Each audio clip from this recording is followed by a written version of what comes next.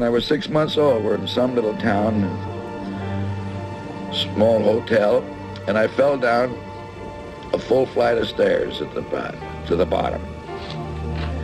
They come running up. I sat up and just shook my head and shook it off and didn't cry. So they knew I wasn't hurt.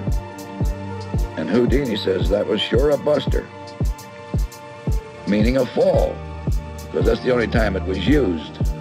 It meant a bronco buster or a fall. It was never used as a name. My father said, well, that would be a good name for him. It don't sound bad. Now, I was born with the Keaton Houdini Medicine Show Company on a one-night stand in Kansas.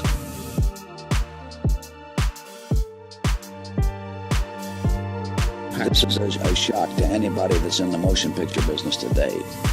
I mean, you're veterans of the pictures of the last 25 years or so that didn't know the silent days.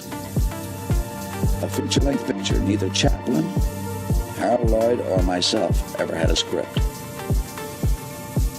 That sounds impossible to anybody today in the picture business. We never even thought of writing a script. We didn't need to. By the time we had talked and worked out what we thought was a picture, for instance, we always got a start. People always come up with a start. So that's funny. That's a good start.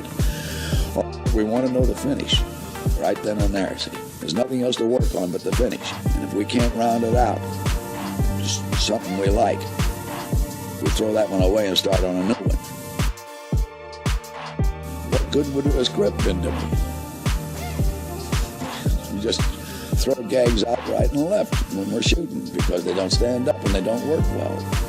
And then the accidental ones come. Well, you see, I learned that from the stage. That I was the type of comedian that if I laughed at what I did, the audience didn't. So I just automatically got to that stage where the more seriously I took my work, the better laughs I got.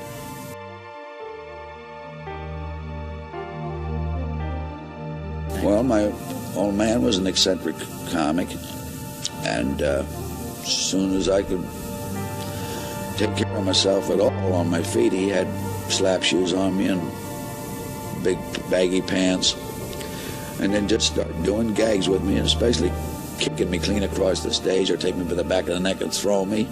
And as I grew used to doing it and knew how to do it, the throws become longer. By the time I got up to around 7 and 8 years old, we were called the roughest actors ever in the history of the stage.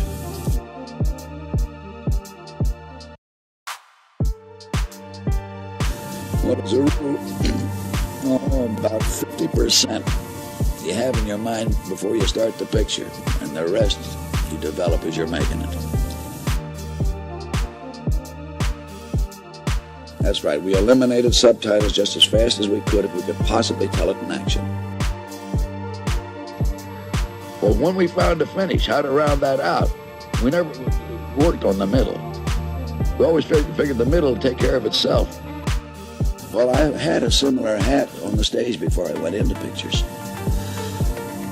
I went into pictures when I was 21 years old. That's in the spring of 1917.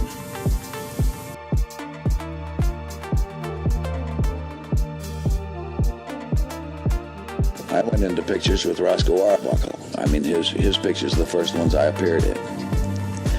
And I'd only been with him a short time, and he says, here's something you want to bear in mind, that the average mind of the motion picture audience is 12 years old.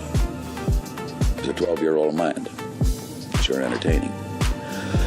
I was only with him about another couple of months or something like that, and I said, Roscoe, something tells me that those that continue to make pictures for 12-year-old minds ain't going to be with us long.